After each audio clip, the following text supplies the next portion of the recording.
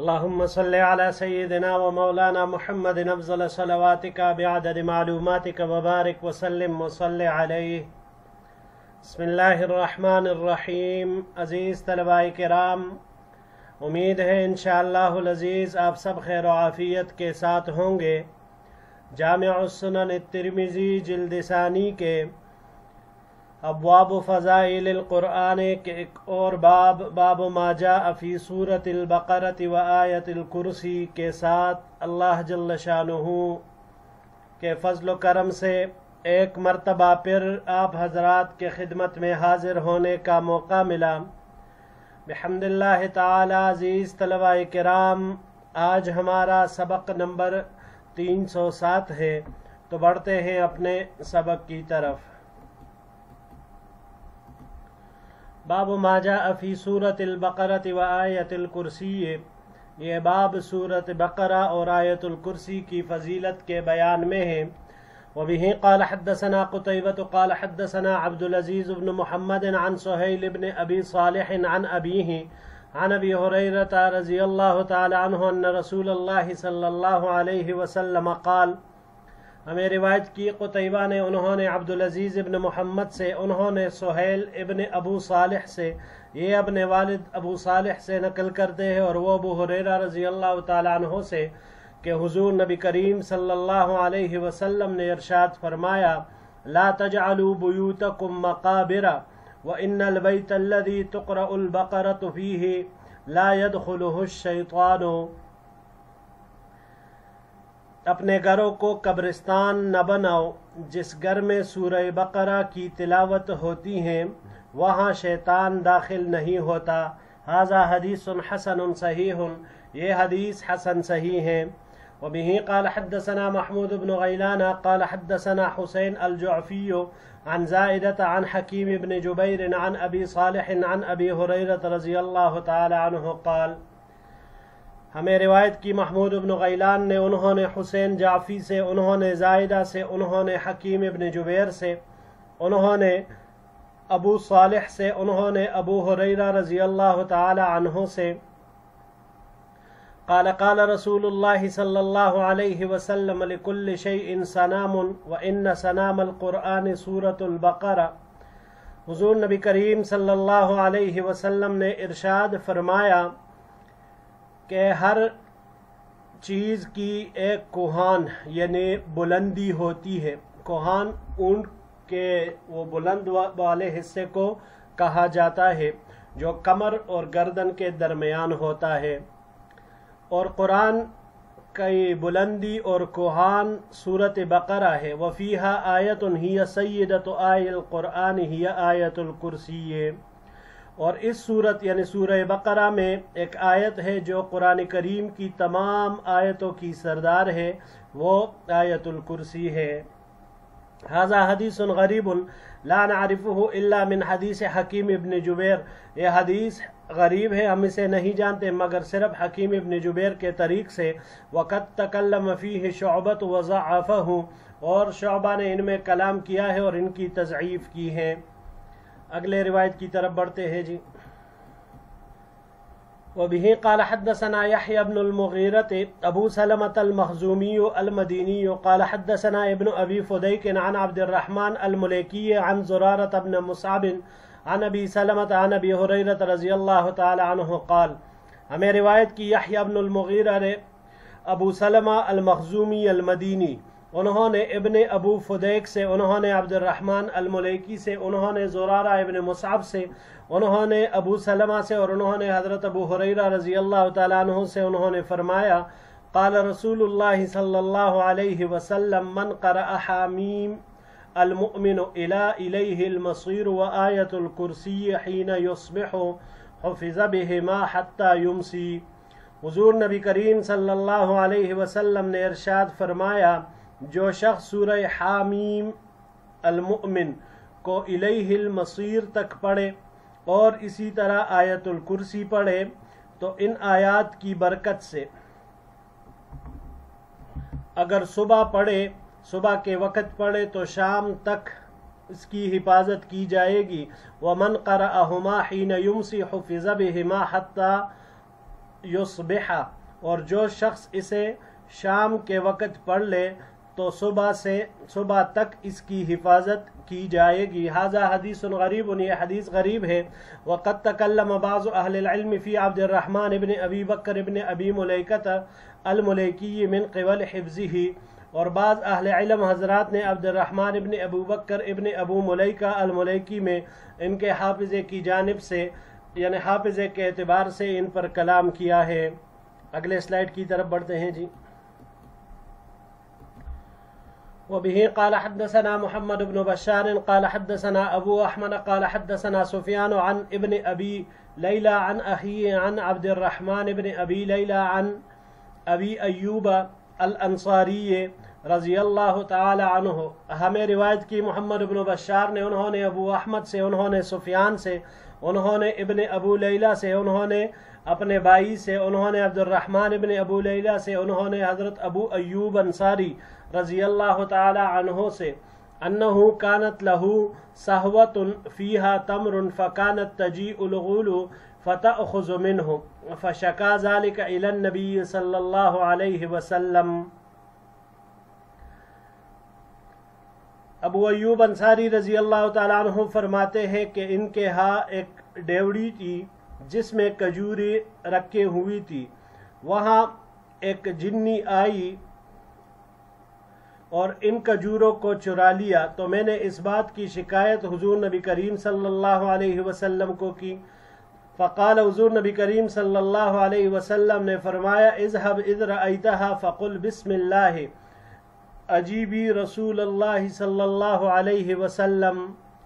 حضور نبی کریم صلی اللہ علیہ وسلم نے فرمایا کہ تم جاؤ، جب تم اسے دیکھو تو یہ پڑھنا، اللہ تعالیٰ کے نام سے برکت حاصل کرتے ہوئے اللہ کے رسول صلی اللہ علیہ وسلم کو جواب دو۔ قال فأخذها فحلفت اللہ تعود فأرسلها فجاء إلى النبي صلی اللہ علیہ وسلم۔ حضرت ابو ایوب انصاری رضی اللہ تعالیٰ عنہ نے جب ایسا ہی عمل کیا تو اس کو پکڑ لیا، تو اس نے یہ قسم اٹھائی کہ وہ واپس دوبارہ ایسا نہیں کرے گی، تو ابو ایوب انصاری رضی اللہ تعالیٰ عنہ نے اسے چھوڑ دیا۔ پھر حضور نبی کریم صلی اللہ علیہ وسلم کی خدمت میں حاضر ہوئے، فقال ما فعل اسیرک، حضور نبی کریم صلی اللہ علیہ وسلم نے دریافت کیا کہ تمہاری قیدی کے ساتھ کیا معاملہ ہوا؟ قال حلفت اللہ تعود، انہوں نے کہا کہ اس نے قسم اٹھائی تھی کہ وہ دوبارہ ایسا نہیں کرے گی۔ قال کذبت وہی معاودۃ للکذب، للکذب بھی اس کو پڑھ سکتے ہیں۔ حضور نبی کریم صلی اللہ علیہ وسلم نے ارشاد فرمایا کہ اس نے جھوٹ کہا کیونکہ جھوٹ بولنا اس کی عادت ہے۔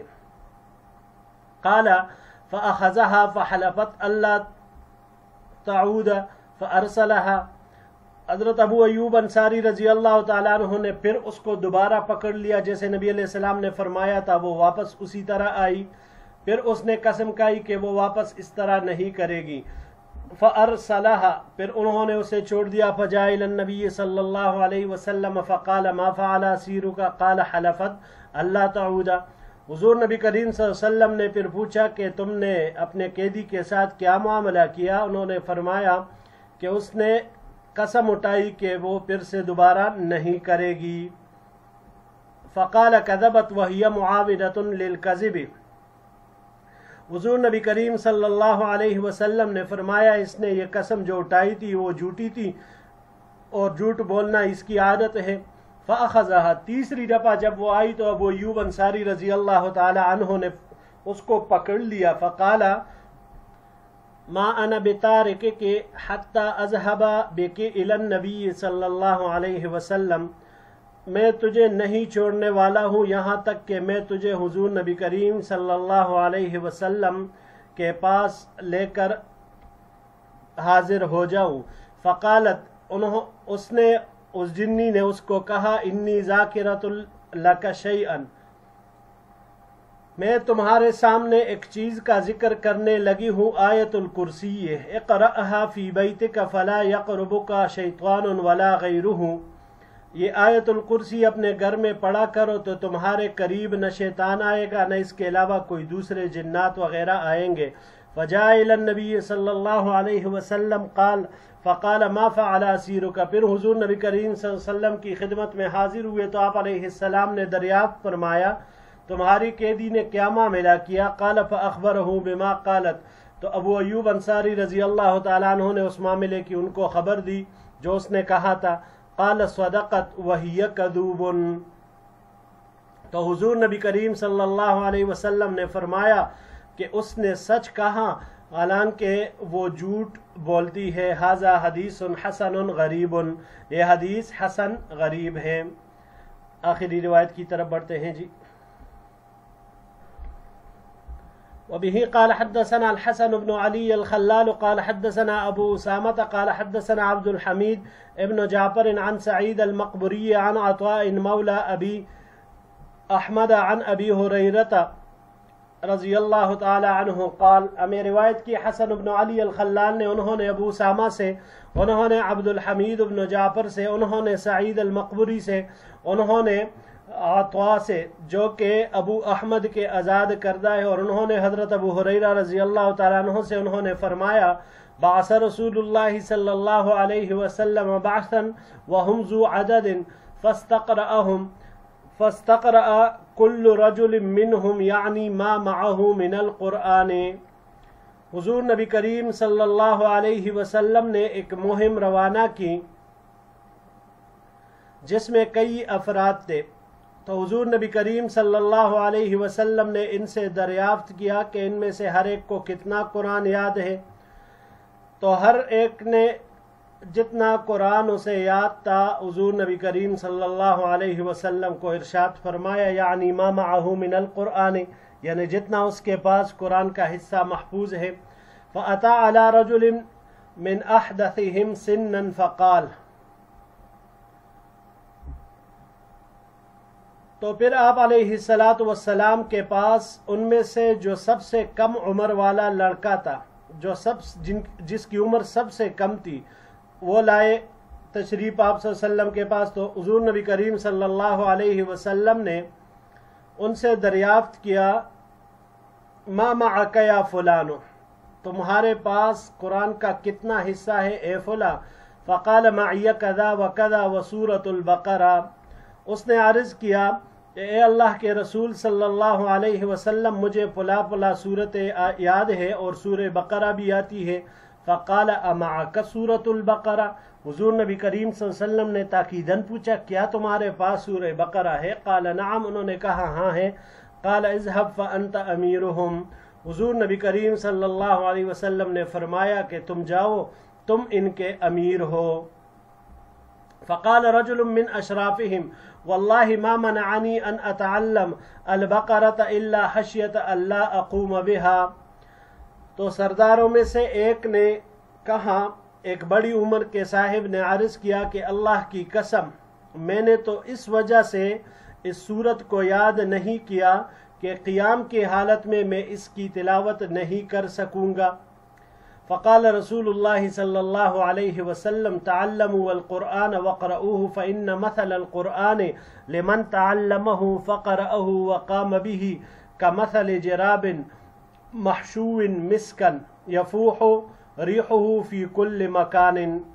حضور نبی کریم صلی اللہ علیہ وسلم نے ارشاد فرمایا کہ تم قرآن پاک سیکھو، اس کو پڑھا کرو، کیونکہ جو شخص قرآن پاک کا علم حاصل کرنے کے بعد اس کی قراءت بھی کرے یعنی تلاوت بھی کرے، قیام کی حالت میں اس کو پڑھے بھی، تو اس کی مثال اس تیلی کی طرح ہے جو مشک سے بری ہوئی ہو اور اس کی خوشبو ہر جگہ مکان میں ہر طرف پھیلتی ہو۔ وَمَثَلُ مَنْ تَعَلَّمَهُ فَيَرْقُدُ وَهُوَ فِي جَوْفِهِ كَمَثَلِ جِرَابٍ أُوقِيَ عَلَى مِسْكٍ، اور جس نے اس کو حاصل تو کیا ہے، سیکھا تو ہے، اس کو یاد ہے، تو اس کی مثال مشک اس تیلی کی ہے،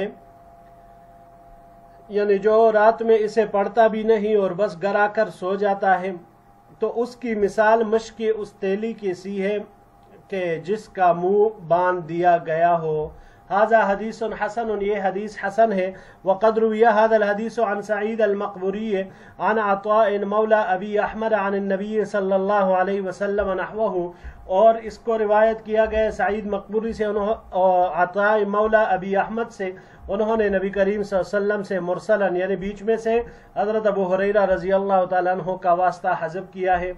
वहद्दसना बिज़ालिक क़ुतैबह क़ाल हद्दसना लैस इब्न सअद अन सईद अल-मक़बूरी अन अता मौला अबी अहमद अन नबी सल्लल्लाहु अलैहि वसल्लम मुरसलन नहवहु बिमानाहु। इस तरीक़ के साथ भी ये इसी तरह मुरसलन रिवायत किया है। वलम यज़कुर फ़ीही अन अबी हुरैरा, और इसमें हज़रत अबू हुरैरा रज़ी अल्लाह तआला अन्हु को जिक्र नहीं किया। वफ़िल बाब अन उबय इब्न कअब, इस बाब में हज़रत उबय इब्न कअब रज़ी अल्लाह तआला अन्हु से रिवायत मरवी है। जी अजीज़ तलबाए किराम, इन तमाम रिवायात में जो हमने यहाँ पर इस बाब में पढ़ी और इमाम तिरमिज़ी रहमहुल्लाह ने बाबु मा जाअ फ़ी सूरतिल बक़रा व आयतिल कुर्सी के तहत उनको जिक्र किया। अजीज़ तलबाए किराम, याद रखिएगा कि इस्लाम के जो बुनियादी उसूल व अक़ाइद हैं और अहकाम शरइयत, तो इनका जितना तफसीली बयान सूरह बक़रा में किया गया है, इतना कुरान करीम की किसी दूसरी सूरत में नहीं किया गया, और गालिबन इसी खुसूसियत की वजह से इसको कुरान करीम में सबसे मुक़द्दम रखा गया है।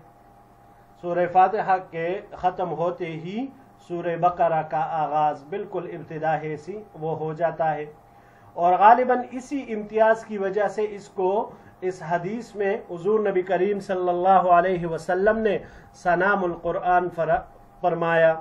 सनाम ये कोहान को कहा जाता है जो ऊंट के ऊपर होता है सबसे बुलंद हिस्सा, तो ये भी कुरान करीम में गोया के सबसे बुलंद है।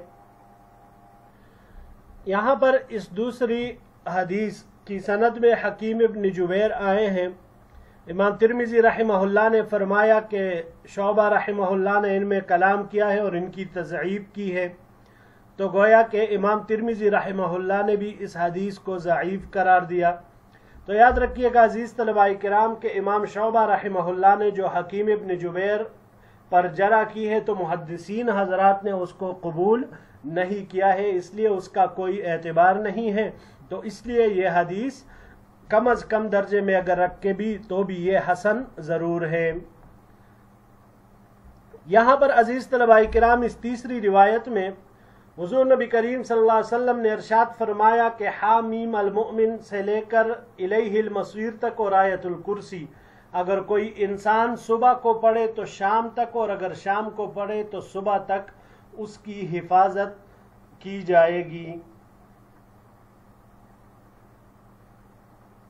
हामीम इसकी 3 आयतें हैं, और आयतुल कुर्सी वो तो जाहिर है कुरान करीम के सूरतुल बक़रा की आयत नंबर 255 है, और तीसरे पारे के बिल्कुल पहले ही वरक पर वो आती हैं।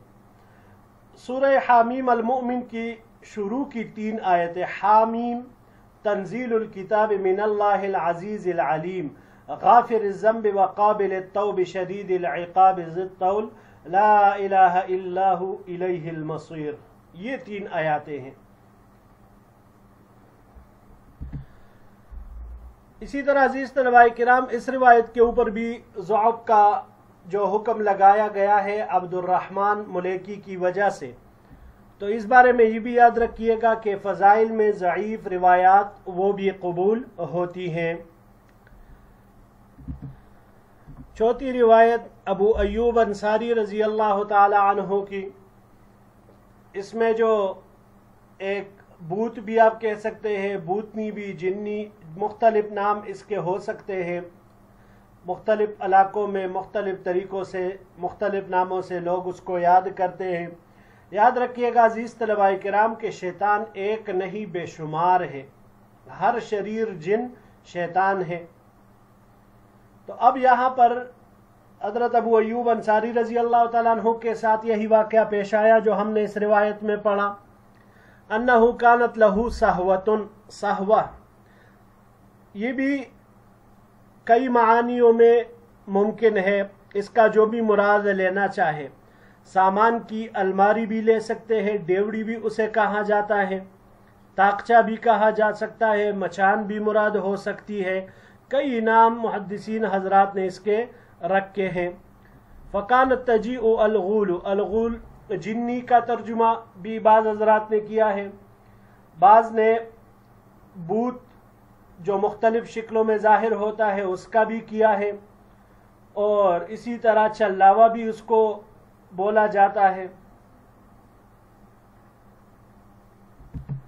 یہاں پر اتنی بات ضرور یاد رکھیے گا عزیز طلباء کرام کہ الغول سے وہ شریر شیاطین مراد ہے جو کہ جنات ہی کی ایک قسم ہے۔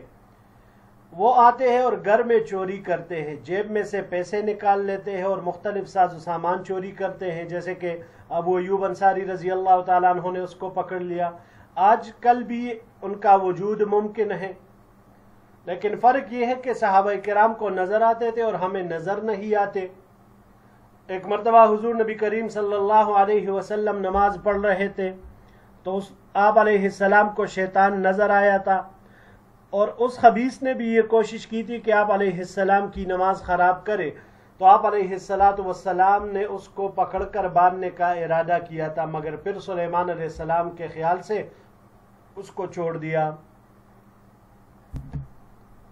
اور اس آخری روایت میں ابو ہریرہ رضی اللہ تعالیٰ عنہ کی جو روایت ہے کہ حضور نبی کریم صلی اللہ علیہ وسلم نے ایک وفد بھیجنا چاہا تو وہ متعدد افراد پر مشتمل تھے۔ نبی کریم صلی اللہ علیہ وسلم نے ان سے قرآن کریم کے متعلق پوچھا، تو ان میں سے ہر ایک کو جتنا یاد تھا اس نے آپ علیہ السلام کے سامنے اس کو پڑھا۔ پھر آپ علیہ السلام کے سامنے بالکل ایک نوعمر شخص آیا، ایک نوجوان، ان میں سے سب سے کم عمر کا۔